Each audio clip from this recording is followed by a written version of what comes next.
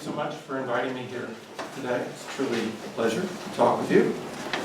I am going to actually talk about what I've come to understand about the museum visitor experience, something that I've been thinking about and studying for 40 years, a long time.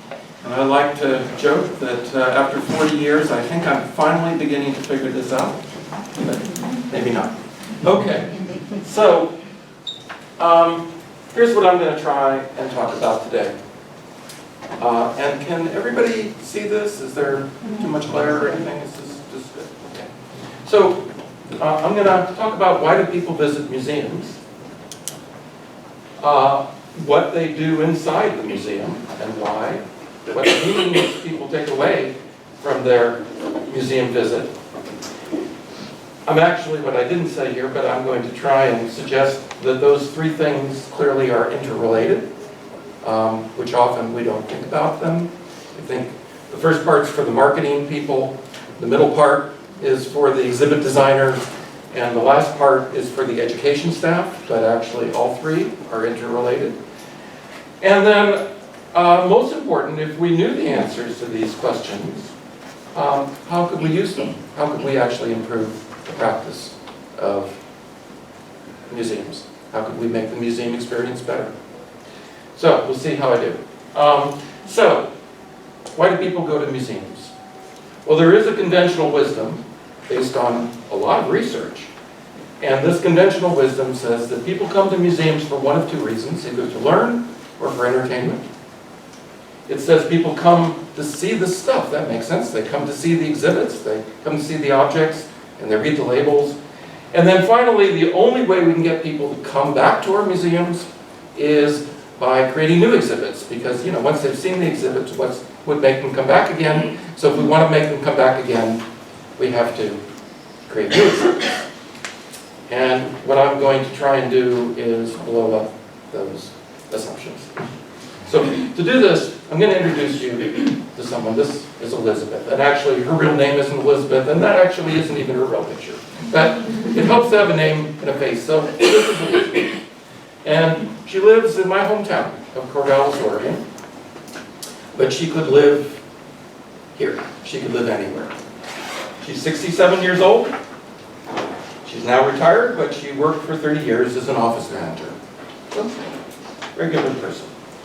And here was an interview that I did. Now I'll just quickly read through this. So I interviewed her, this was a couple of years ago. So, do you remember your last visit to a museum? Well, I go to the Benton County Historical Museum, which the county in which she lives is Benton County, so it's the local historical museum, almost every week. I was there a few days ago. Oh, so tell me about your visit. Did you go by yourself? Oh, I never go by myself. My good friend Margaret and I meet there for coffee every Wednesday. That's very interesting. Why do you go to the museum for coffee? There's lots of other coffee places to go to. And if you know anything about the Pacific Northwest, this is true. There's a place to have coffee on almost every corner in our town. I guess I just really enjoy being there. She chuckles, she laughs. I don't suppose I'd go there if I didn't. So I say, I'm sorry, of course you enjoy yourself. Let me rephrase my question. People go to museums for a wide range of reasons. I guess I was trying to better understand what specific things might be motivating you to visit a place like the Benton County Historical Museum so often. And so she answered, well, I would have to say it's primarily just because it's such a beautiful place and Margaret really likes it. Margaret's her friend. So I primarily go because Margaret and I find it comfortable. So what got you and Margaret starting to go to the Historical Museum in the first place? Do you enjoy history? This is my question, and her answer, which is really interesting. Sure, I enjoy history, but that's not mainly why I go. I go to be with my friend. Margaret is the one who really likes history. She introduced me to the place, so I go to be with Margaret.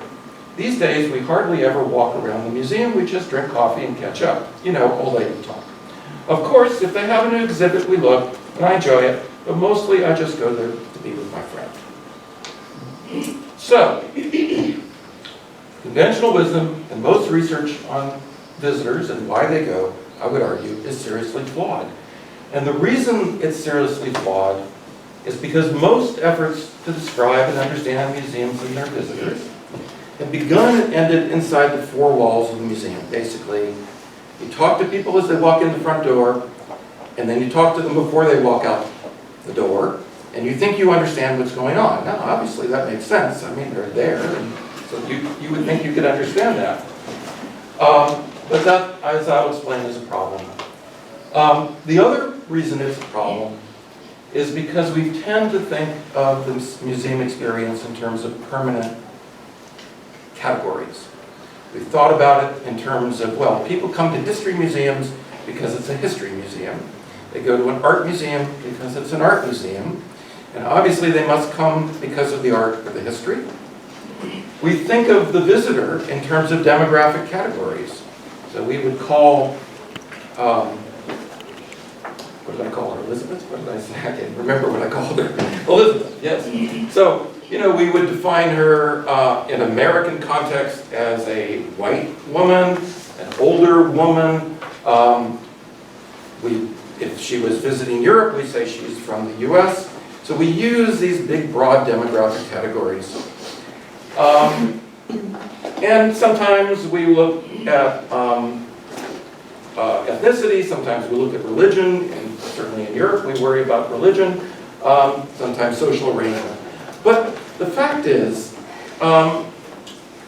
if I walked in the front door of this museum, knowing that I was a white, older American, what would that tell you about why I came? Or what I wanted to see? Or what I would do? And if I came on 2 separate days, would I be here for the same reason? Because both days I'm still a white, older American walking in the front door of the museum. But it's possible I could come 2 days in a row for entirely different reasons, even though I'm still this white, older American male. So the museum visitor experience, I will argue, extends beyond the museum, both in space and time. People have lives before they visit. They go through the front door, and they surprisingly have lives after they visit. This is just a little blip in their lives, a little space. And if we want to understand what the relevance of this space is, then we actually have to know something about them before they walk in the front door. And actually, surprisingly, we even have to know something about what happens after they visit. Because every museum experience is unique, and every visitor makes choices. The same person can and typically does make different choices on different visits. And so, you can't understand the museum experience if you pigeonhole, if you categorize people on these fixed categories, because every day, every visit can be totally different. And it doesn't actually give you much information. Now, statistically, the research correlates with these demographic categories. And of course, these demographic categories have been used for more than 100 years. So, again, on average, most visitors to museums are older. Most visitors to museums actually tend to be female. On average, most visitors to museums tend to be better educated. But those are correlations. In the same way, I could look around the room and say, as I scan now, there are an awful lot of people wearing blue. So I could say there is a correlation between going to lectures on museums and wearing blue. And statistically, it would be true.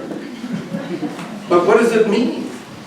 Unfortunately, you know, would it mean that everybody who's wearing blue out there would likely come to this lecture? Or that, you know, that's the problem with those kinds of statistics. So, the question we need to ask on any given day is what in the world would make these people visit this museum on this day? Every day is unique. Every group of visitors is unique. So we need to figure out why would they be here on this day? And the answer, it turns out, that each and every visitor comes in order to fulfill his or her personal self-related needs. I have needs, and that's why I showed up. All of you showed up today for your own self-related reasons. Presumably, most of you had reasons related to the work that you do, and you thought this might be useful. But each and every one of you tomorrow will make a different choice. Probably you won't be sitting in this room tomorrow, even though you're the same people, have the same background. But you'll make different choices tomorrow because there are different opportunities and different needs. So let's explore this further. So I use this word self. And for those of you who've read some of my earlier work, I've previously talked about this, calling it identity. But for a lot of reasons, I think self is a better term, although typically in the social science literature, the words self and identity are often used as synonyms, used interchangeably. Actually, for what it's worth, the book that I've been writing now, that I've been working on for 4 years and thinking about for over 30 years, is on the evolution of self. How did we come to have a sense of self? Where did that come from? And since it turns out that self is not just a uniquely human phenomenon, identity tends to be a uniquely human phenomenon, but every living thing has a sense of self at some level. And so this is actually the more basic term. So that's why I'm using that. So self is both internal and external. It's both how we think of who we are, but it's also how other people react to who we are. And there's that interchange. And to be honest, it is both how we act in the world, whether we think about it or not, and how other things respond to us, whether they think about it or not, which again is why it's better to talk about self as opposed to identity. And we don't have just one self, we actually have multiple selves, many, many, many selves. Different selves for different situations and different contexts. And each one of those relates to the realities that we encounter. So the self that you have while you're sitting in this room listening to this talk is different than the self you have at night when you're home with your partner or family. Those are different selves, and you respond in different ways, even though it's the same you. And I would argue, I've talked about this to help explain this, what I call big S selves or big I identities, and little s selves or little I identities. Most of the social science research on self and identity is focused on actually those demographic categories, big S selves. So it's research on people and nationalities. So I'm a Serbian as opposed to I'm a Bosnian. Or I'm a male as opposed to a female. Or I'm old as opposed to I'm young. And although those realities are important, I would argue that most of every day is spent responding to what I call these little s selves. Okay? I got to get up in the morning. What should I wear today? Well, I'm going to talk. I probably should, dress this way. Okay? So I'm going to be sitting here in this talk, so I'm thinking about what I should look like in front of my peers.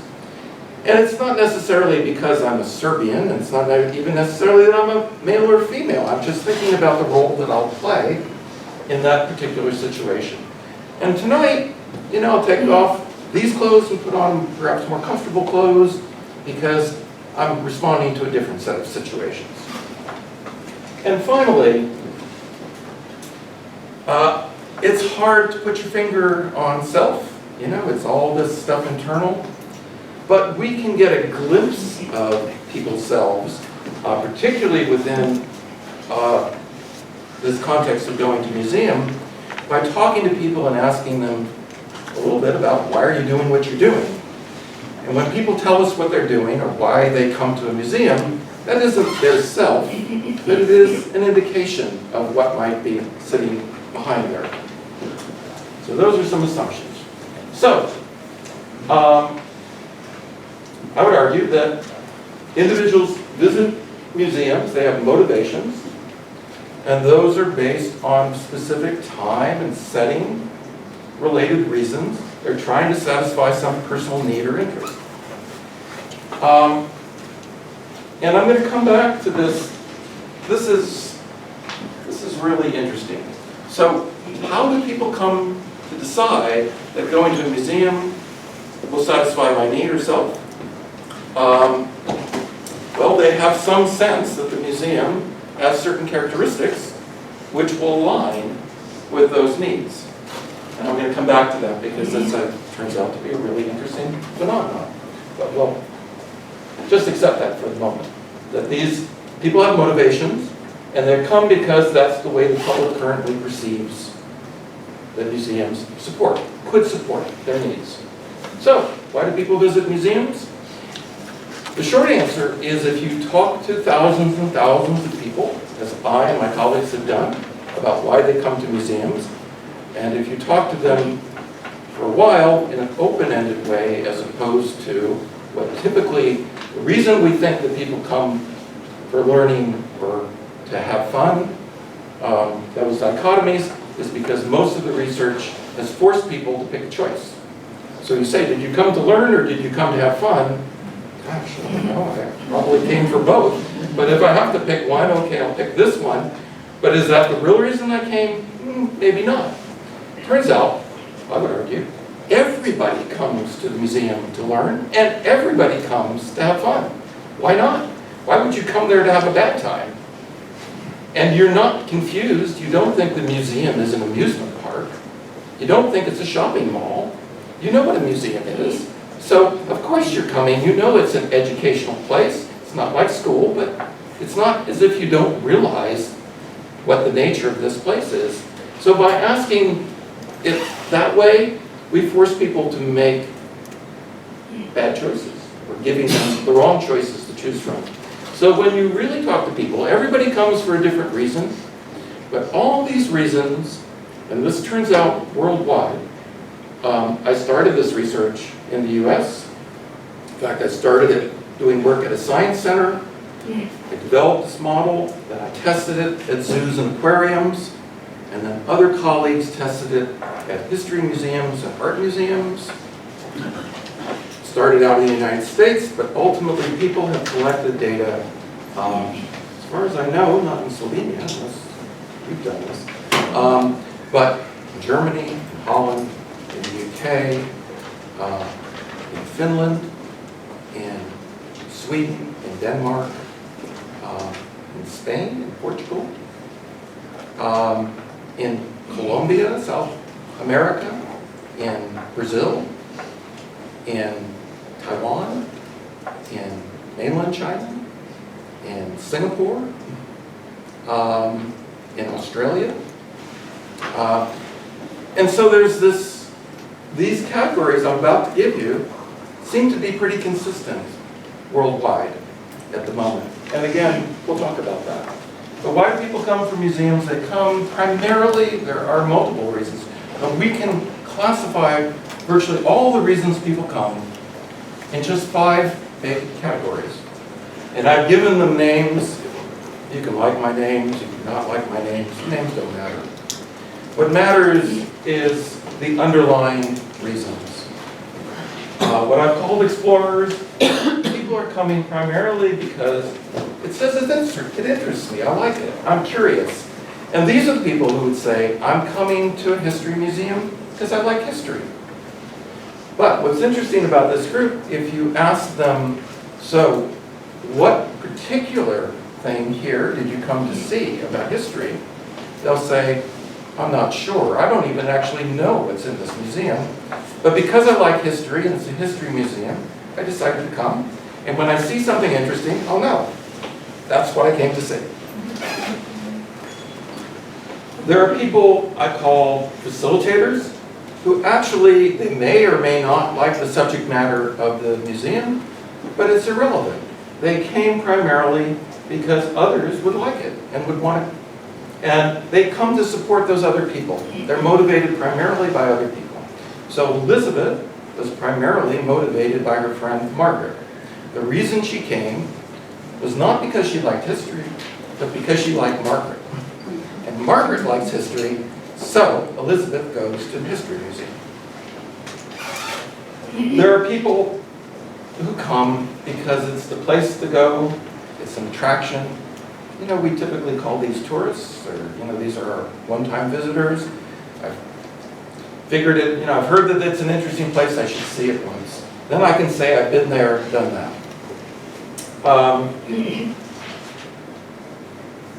There are truly people who come to museums because they have a deep interest. And when you ask these people, what did you hope to see today? They won't say generically, I came to see history. They'll say, I'm really interested in 13th century Serbian coins.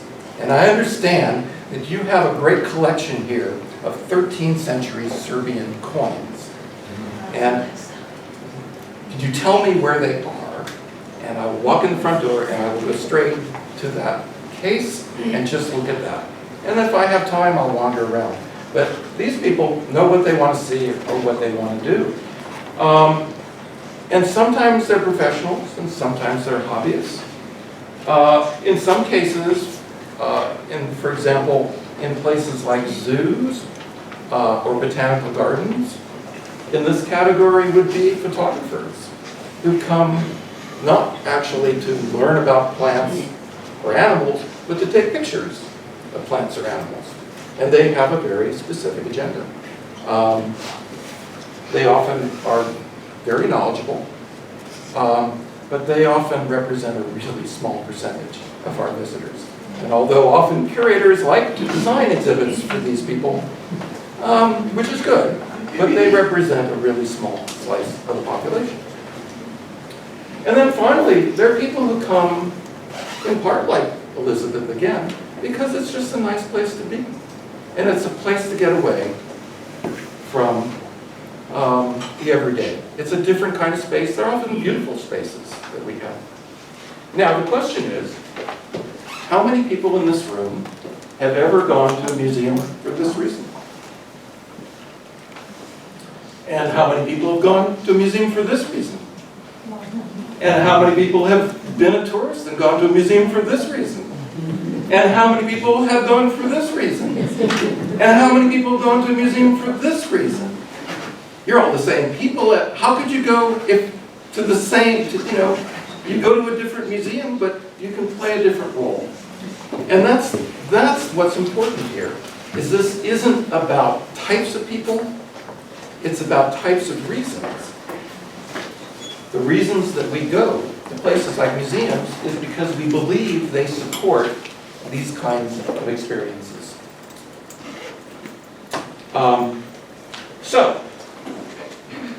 So this is why people go to museums. But what do they actually do when they go to museums? That's fine. So now we can have this sense that people go to museums for this reason. What do they do?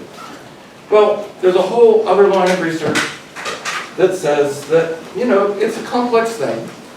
And what people actually do is shaped by the context they encounter.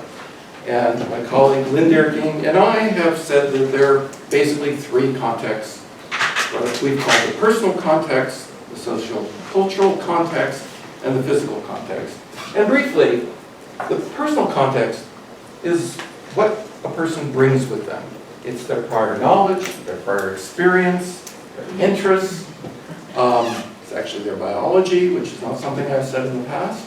And when you walk through a museum, you tend to be attracted to things that you're interested in. You tend to find appealing things that you already know a little bit about, so that you can extend your knowledge. It also, obviously, in that personal context, I would put your motivation.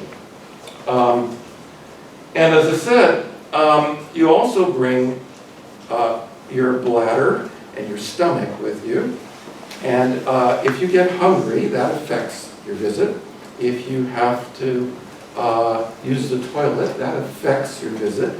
You can ignore that for a while, but you can't ignore that forever. And so those are realities, and if your feet get tired, all those things those are things you bring with you. And that affects what you see and do. But it's not just those things. Museums are social and cultural contexts. Your big S identity does matter. So it does. This is a time where if you are, depending on your family background and your cultural background, you may have different attitudes towards what you see on display, or even attitudes towards how you might use this experience. You might have different attitudes about what it means to learn, or what it means to have fun. And those are affected. And you walk around with other people, and their needs and interests affect you. And even if you didn't come for somebody else, if you're with somebody else, at least most normal people, if they complain that they're tired or hungry, even if you're really interested, you pay attention to them, and that can change the course of your visit.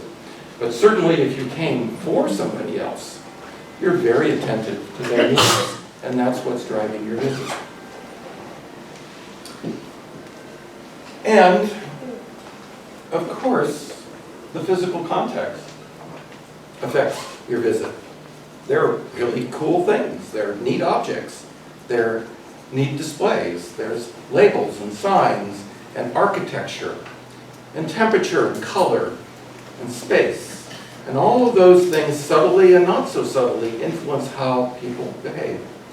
And people respond to those. We're attracted to things that are interesting to us, and things that are interesting to us are novel, big, move. That's part of human nature. But this is the part that I find really interesting. That motivation for going doesn't go away. It actually represents a basic trajectory, influences the basic trajectory. It shapes what the person will find interesting or not.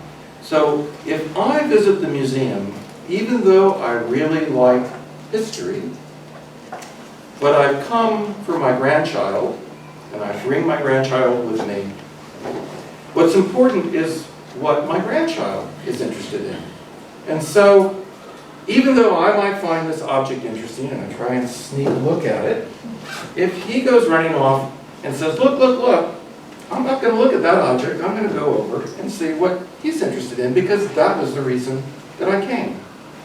Now, I might decide, if I really like that object, maybe I'll come tomorrow or next week by myself, so I can spend time looking at that object.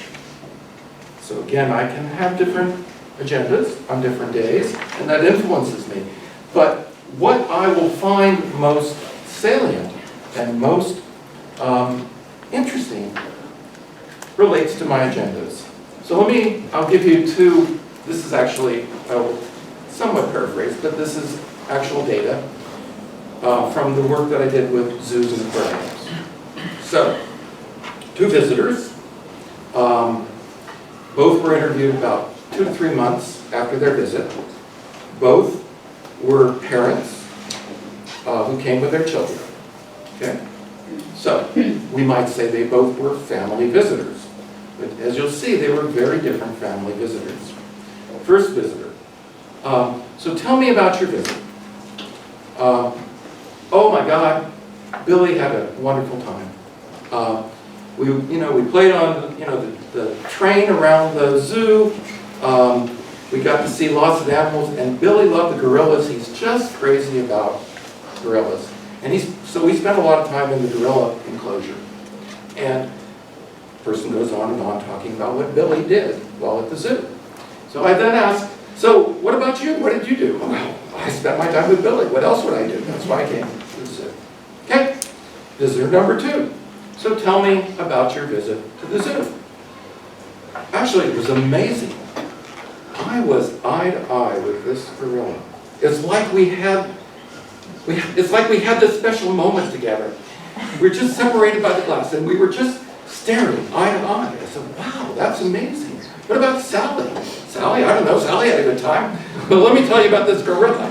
We were eye to eye, They both were family visitors, they both were parents, but actually one visitor really was there for their child, and the other visitor arguably, and I'm not saying this to be negative, they used their child as a ticket to go to the zoo because they really wanted to go to the zoo. But you know, adults don't go to zoos, right? You know. So, but I could bring my child, and then I have an excuse. And so, what my research shows is that the majority of visitors can be successfully categorized as visiting for one, or actually often some combination of these 5 reasons. And that individuals with similar motivations actually have similar experiences. Now, every experience is unique, but they're similar in the sense that facilitators will focus on their other person, an explorer will focus on their own interest and curiosity. In that respect, they're similar. And these influence long-term patterns, not only in terms of that experience, but of long-term meaning. So, this is data from a science center. And, let's use the technology. Okay, so, as they walk into the museum, ask them a bunch of content questions about a major exhibition. And purple are facilitators, green are explorers. These are all adults, and 90% of them came with kids, right? So they're all family groups.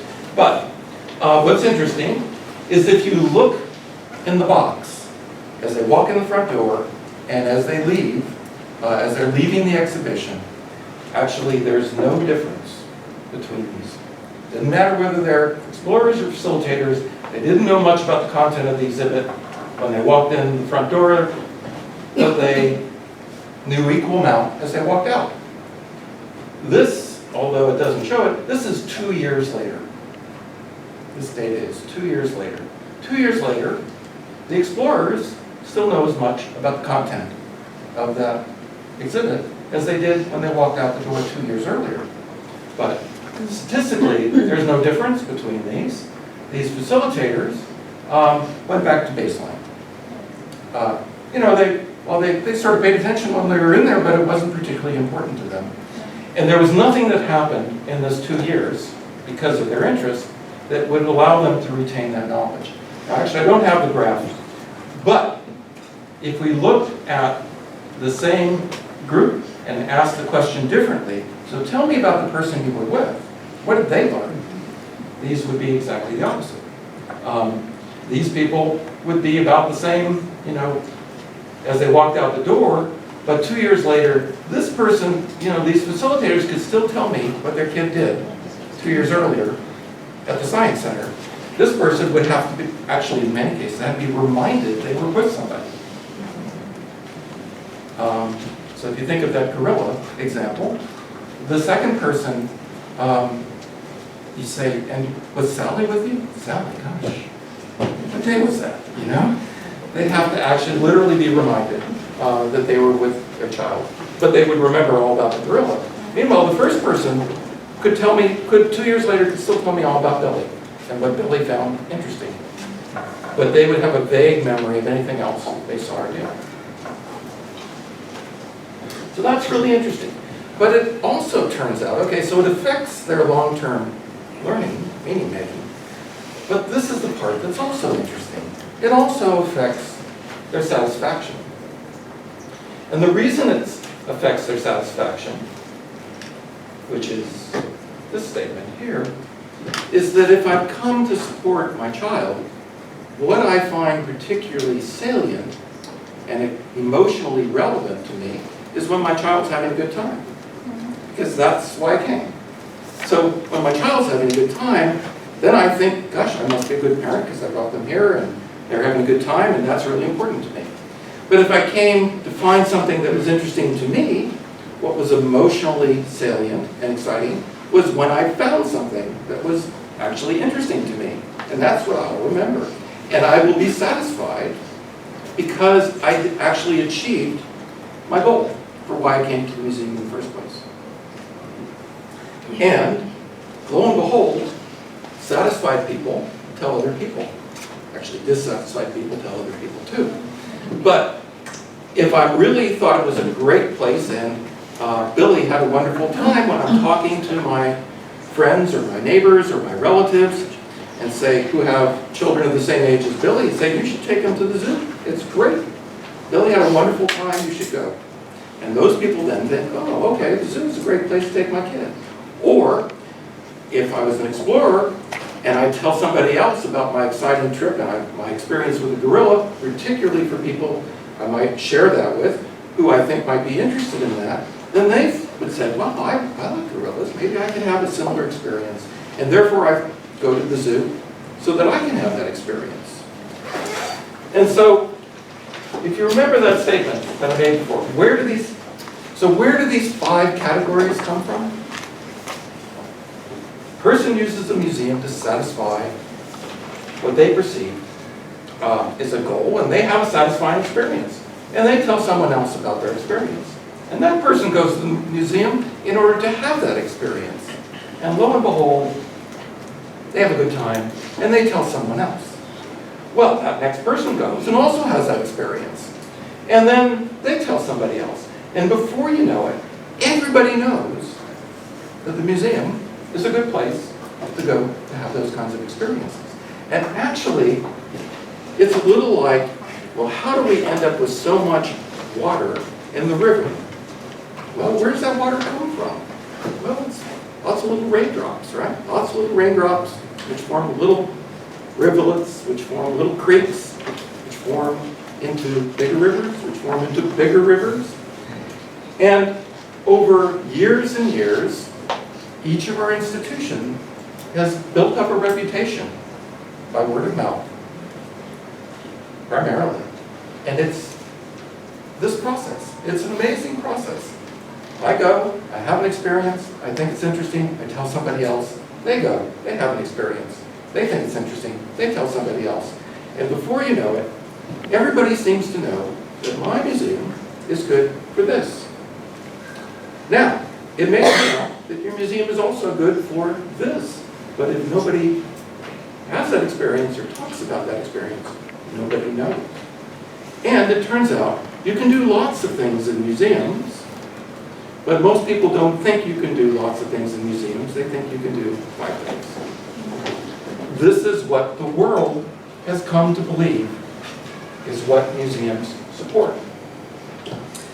And these affordances, these are things that the museum supports, for better or for worse, are only slightly influenced by advertising and brochures and marketing, and even the objects and things you put on display. It's a crazy thing, but each of your institutions has a history, and the public believes that your museum stands for certain things. That's actually your brand in marketing terms. You can try and influence that brand, but it's primarily influenced by actual experience. You try and influence by advertising and marketing or changing the exhibits. But if if you're an art museum and you put a science exhibit in your museum, people come in and say, what's this? I guess that's strange. But they won't come to the art museum to see a science exhibit. They came to see an art exhibit. In fact, one of the things that's amazing is, despite the fact that we keep changing our exhibits and assume that that's what drives people in, and there are many larger museums in particular who get on this sort of blockbuster exhibit treadmill. The amazing thing is most visitors to most museums actually don't even know what's on exhibit. Probably makes most museum people shudder to hear that. But the truth is, if you start asking people as they walk in the front door, so if you've never been here before, what do we have on display here? Let's say history stuff? Art stuff? I don't know, science stuff? But they don't actually know. And obviously there are people who come for a specific exhibit, but that's not sufficient. So, okay, so what do we do with that information? How would we use that for practice? Well, Here's the truth in lending. Now here's the truth in advertising statement. This model does not explain everything. It's not a perfect model. I think it probably explains 80%, what 80% of the people, 80% of the time do. But actually, if you know basic statistics, what that would say is 0.8 times 0.8 is 0.64, so that's explaining about 2/3 of what goes on. But that also means that it doesn't explain at all about 1/3 of visitors and what they do. It's pretty good. It's not perfect. But it's better than where we were before. If we could try and figure out what 80% of the people do 80% of the time, that's not bad. And it has implications for both education and exhibit design, and marketing and visitor services. So let's take the first. To begin with, if we know that people are interested in different things, they come for different reasons, and that their satisfaction and their learning is influenced by the reason they come, well, it would seem it would make a good idea to try and find out why people are coming, so that actually we can help them see the things they want to see, do the things they want to do, and have the kinds of experiences they hope to have. We could actually customize the museum experience in ways that better support the needs. And it's a fortunate bit of reality. It wasn't that I wanted to try and only come up with a few categories. It just sort of turns out that most people converge on these few categories, so that makes it a little easier for us. That said, of course, we could be, in the world of research are called lumpers and splitters, so I could have taken all that data and broken it up into 552 categories, or I could break it up into 5 categories. Or some people come up with the same data and break it up into 6 or 7 categories. And as I said, the exact categories are not even that important. What's important is to know that people come in order to meet their needs, and their needs, what they perceive as their needs, have a lot to do with how they perceive a museum might support those needs. And if we can understand what those are, we could actually help visitors get what they really want. And although much of this research has been conducted with adults, there is now a growing amount of research that shows that this equally applies to children, certainly children over the age of 8 or 10, even children on school field trips. Just to be provocative, most teachers, most museum educators, assume that the children coming on school field trips fall into a particular category. And we assume that that category is what I would call a professional hobbyist. They've come to learn. They've come with specific knowledge. They've come to see the collection and come away, because of their deep interest in that collection, come away with learning. Yeah, probably not. Most kids on field trips, if you're lucky, they're explorers. They may be experience seekers. They may be, if they're adolescents, they're probably facilitators. They just want to hang out with their friends. And research I did a long time ago would suggest that actually, if you go along with them, accept their agenda, they might even meet you halfway and learn what you want them to learn. But if you ignore their agenda, guess whose agenda is more important? Their agenda or your agenda? Not much of a contest. So that's important. And then in terms of marketing and visitor services, well, if people are coming because they perceive the museum meets certain needs, we'd be better off promoting the museum in ways that attract people for those needs. So, let me ask a question. This may be a hard question to answer or admit to. How many of you are museums that have a website? Okay. How many of you would think that there are people who come to your museum, there may be facilitators in that group? People who are coming for other people. How many of your websites have pictures that show people in your museum as opposed to just objects or just, the content? So if I'm coming because I want to be with another person, seeing the objects is not particularly attractive to me. I'd like to know that is this a good place to bring children? If I don't see children in your pictures, I may decide, well, maybe it's not a good place to bring children. Or is it a good place to hang out with friends? Or have a cup of coffee? If I don't see those images on your website, how would I know that it's a good place to come for that purpose? And in this day and age, the good news is that we're all bombarded by images and advertising and marketing all the time. And we've all gotten very good at being selective. We see or hear the stuff that we want to see or hear. The example I like to use in this, I drive to work and there's advertising on the radio, I'm listening to the radio, and every day this advertisement comes on that we're having a big sale on furniture today or this weekend. And most of the time, I just tune that out because it's not important to me. But the day that I decide I need a new couch, I'm driving in my car and I hear on the radio there's a big sale on furniture this weekend. I think, big sale furniture? I need a couch. So I tune in and I pay attention to that advertisement, which I might have and typically would just block out.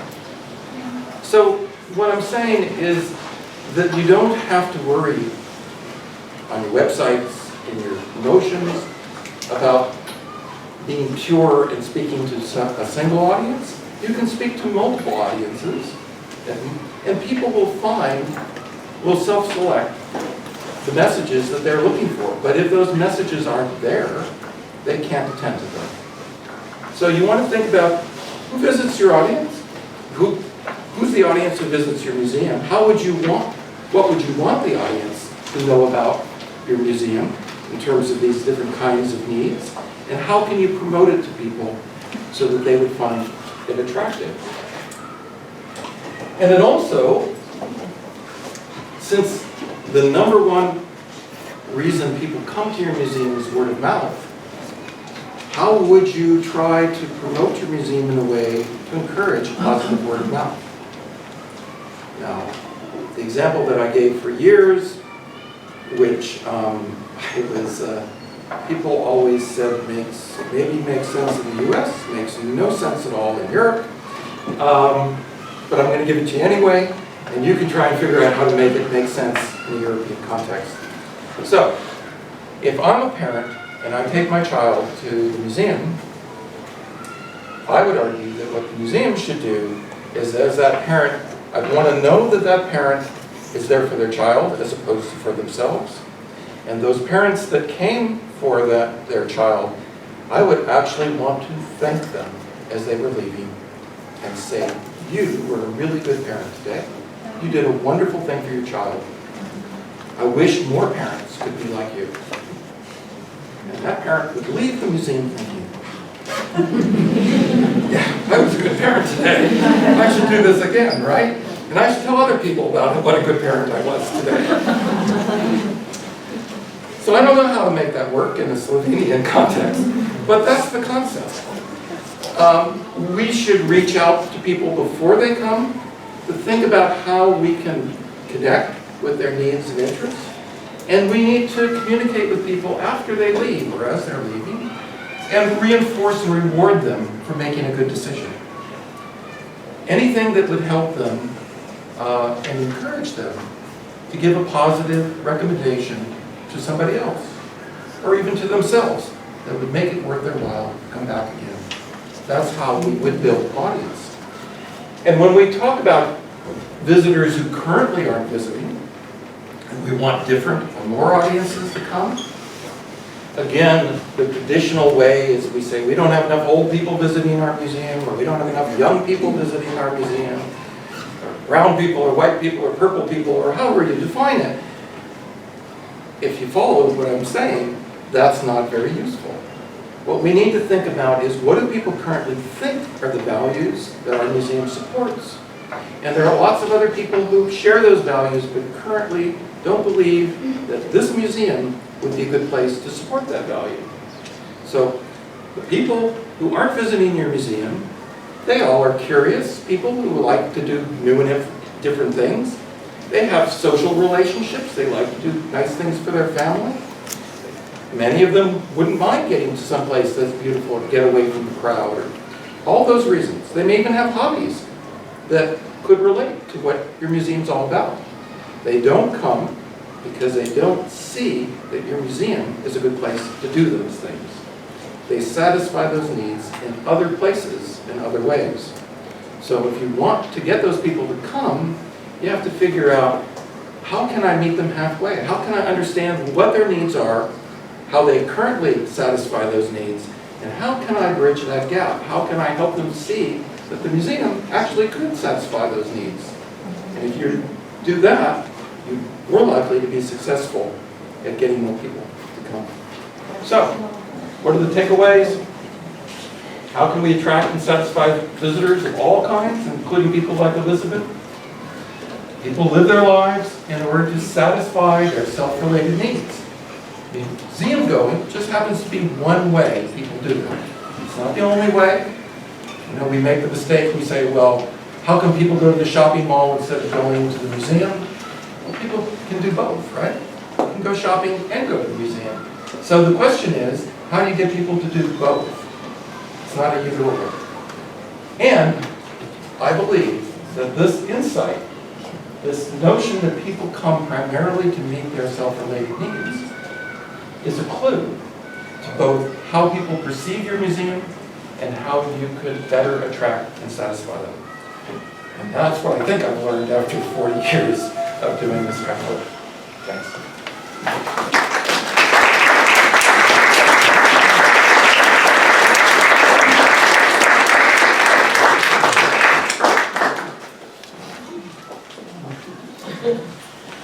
Well, thank you to John for his lecture. Sometimes someone have a feeling that we already knew something, she said to us. Yeah. But it gives, of course, new perspectives in understanding the topic. Which I find very good. Good. Yes. And I would like to open the floor for your questions for the debate. I do believe that there are, yes, please. I would like to ask you if you could say just your name and maybe the institution. We know us, but there are many new faces in the hall. Hello. Hi. My name is Andrea. I come from the National Museum of Slovenia, where I work as a museum educator. But I also have a formal educational marketing and management. So what your lecture made me think we need a new concept on the museum. Because we already have two. One is the first one, the second one is from the 80s, which is visitor-oriented, of course, but it's still a non-profit organization that presents and conserves and everything. But this is, however, it's very close. Your thinking is very close also to my thinking. So, but it makes me wonder if it could be a museum more as a social place. Sure. And could everybody in the back hear that question or no?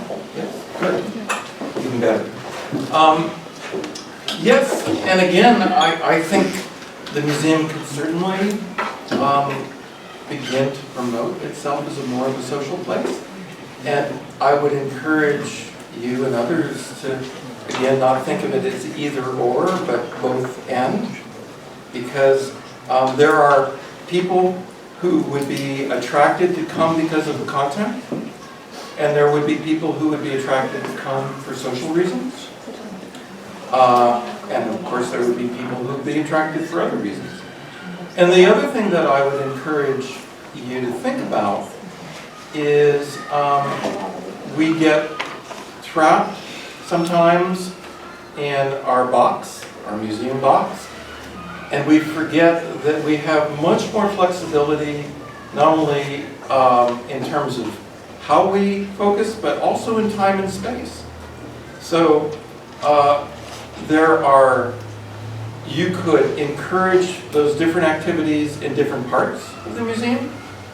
You could encourage those different activities at different times in the museum. So I know there are some museums around the world who started, obviously there are security and cost implications, but they've opened the museum up in the evening between 7 and 10. You attract a very different audience between 7 and 10 at night than you do between 7 and 10 during the day. Obviously, because adults work. If you open it up later at night, there are younger adults who have social time might find that a really appealing place. So part of, I think, expanding the options is both in terms of the focus, but also thinking in terms of time and space. It would help.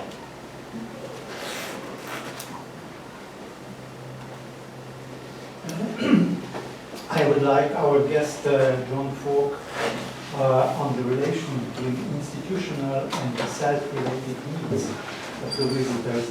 John, you are talking in the last book about the institutional goals. Sometimes are very incompatible with visitors' needs and expectations.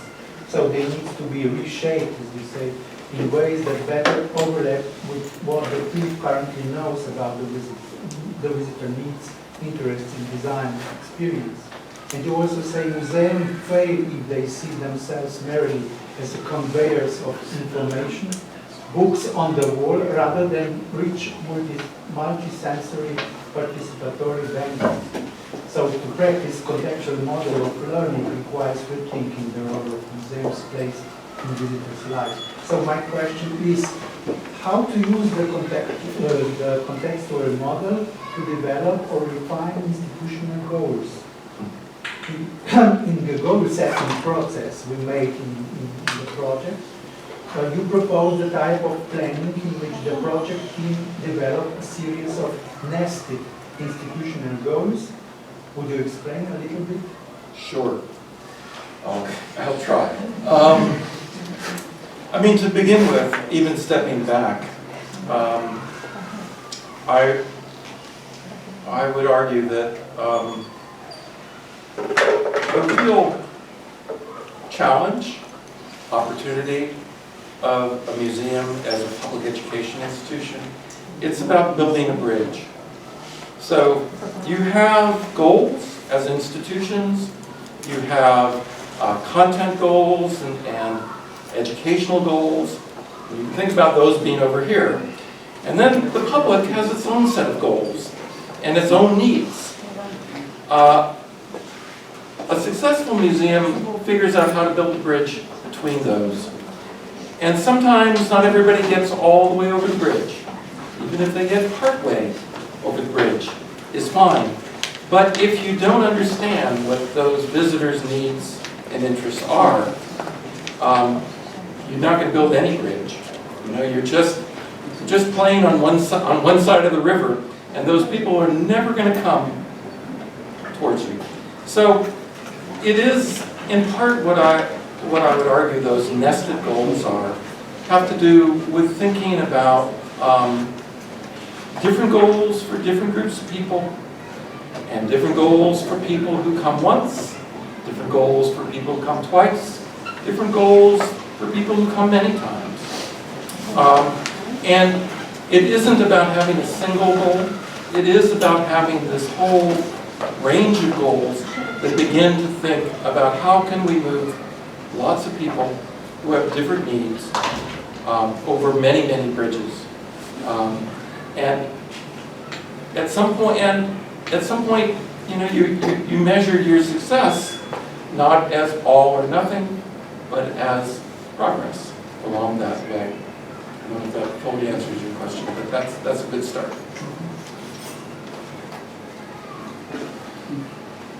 So please. Yeah, behind.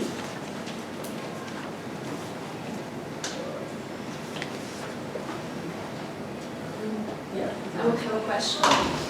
My name is Diana, and I'm doing a PhD in Heritage Studies here at the Faculty of Arts.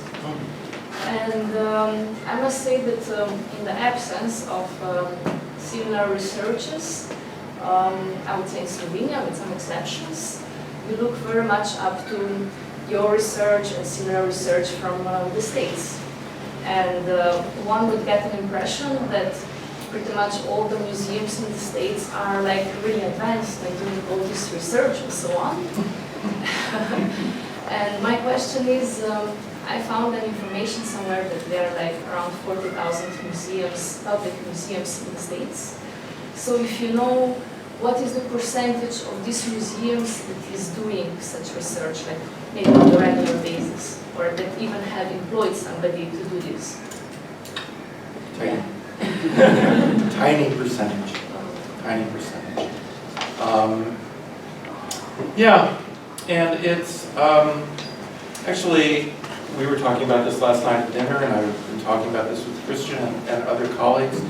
Part of what makes currently the museum community, I personally find it problematic, is it's a sector that has grown considerably.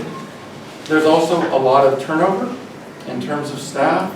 Historically, there's no, figuratively speaking, front door to go into the museum as a field. Everybody's coming through back doors. And there is not a tradition of appreciating that there is a literature and that we should be building on past experiences. And so most museum people actually don't know what literature and research has been done.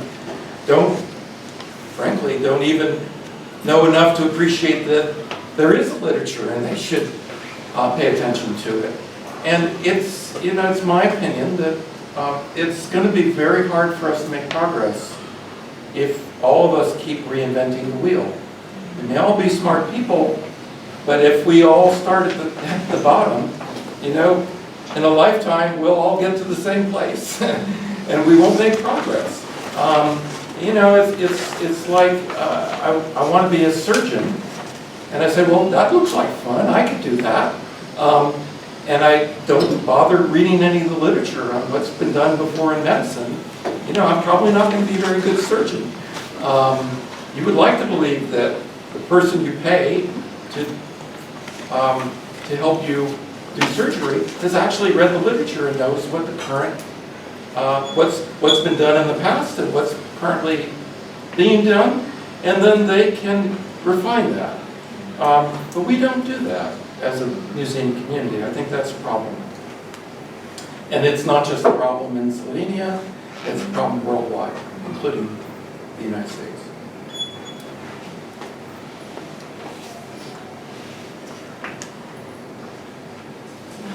Maybe once more, I have maybe for the final question. Last part of your book, which I give it down, you mentioned there is a title Beyond the Visit, where you are giving the reader the ideas to imagine a successful museum of 21st century. What does it mean? Can you give us some keys to museum success? Oh, God, if I could do that, I'd be a rich man. Yeah. Well,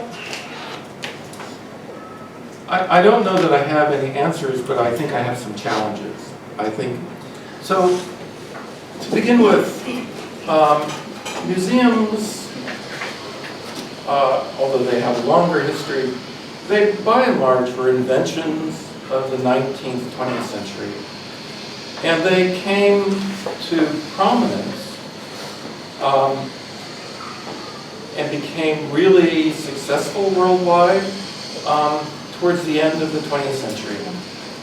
I would like to say that museums are the pinnacle of the industrial age.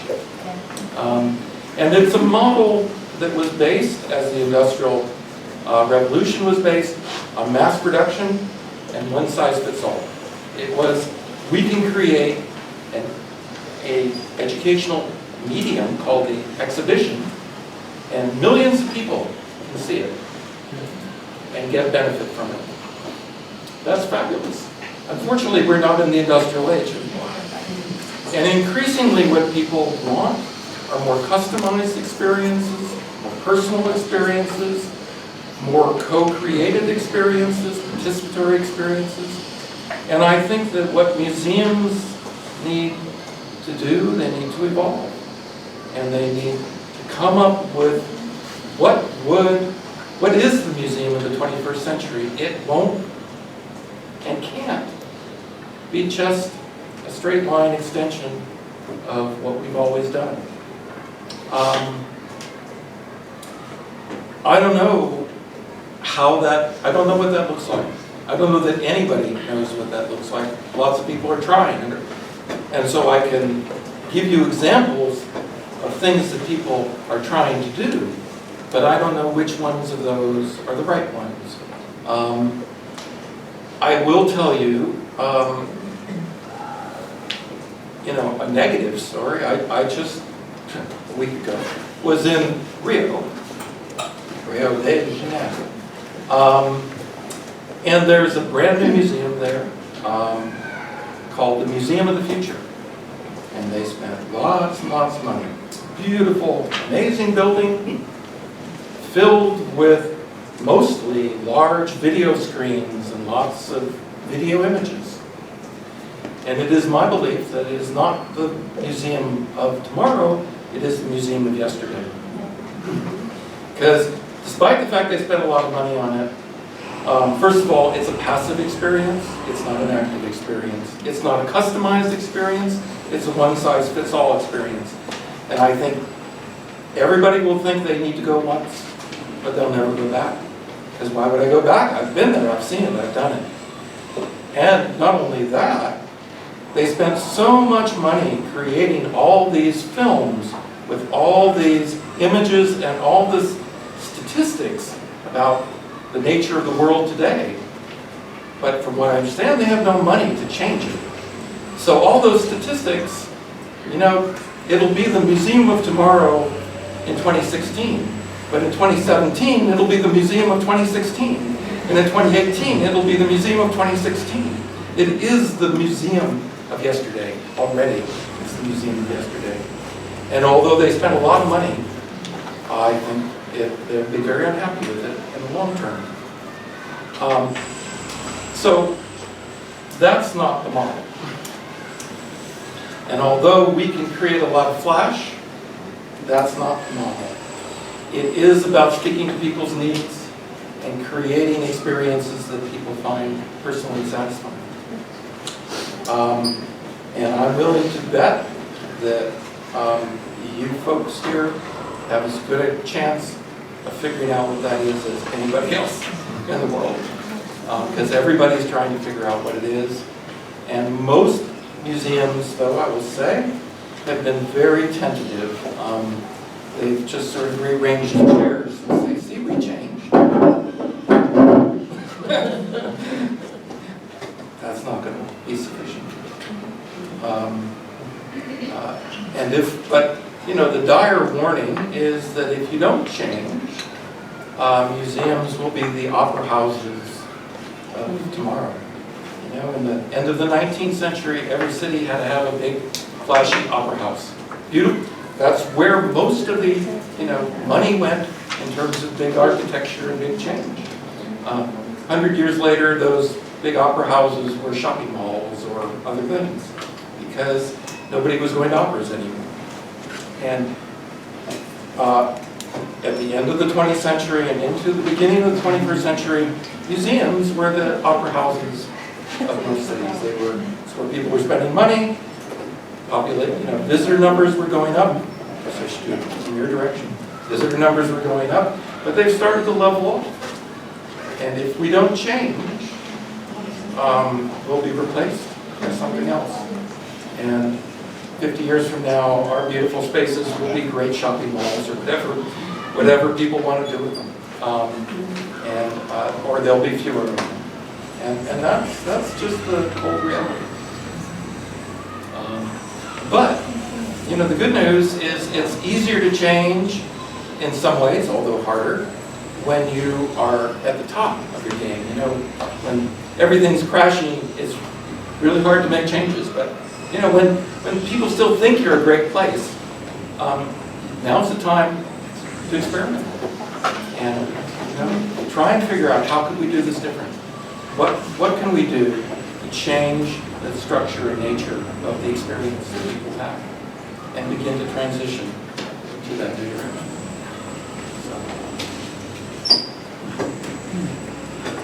Thanks a lot. You have, yes, My name is Katarina, I'm an art student, history and heritage education interpretation. And this topic has kind of been coming up through all these questions already. So I just want to know, what are the questions or the hot topics in America right now, since we are kind of following the literature coming from there? What are the hot topics? Because we were opening up the topic of the museum, the change and everything. Well, and, I mean, I can tell you what the hot topics are, but I don't even know if those are the right hot topics. I mean, there's certainly a number of institutions that are concerned about broadening audience, changing who comes and who doesn't come. There are a lot of institutions who are concerned about impact. How can we demonstrate that we have an effect? How can we, in a time of shrinking resources where people are saying, well, we can either spend money and on more hospital beds, more police, or more museums, but we can't spend money on all three. How do you justify that museums are worthwhile? The buzzword for that is moving from nice to necessary. They're nice places, but are they really necessary? And I can talk further about that. The researchers, there are many researchers that are very focused on little micro issues about what are people doing, what are people thinking. Identity is a big issue, but not everybody defines identity yourself the way I do, which is okay. Yeah, those are probably the big ones.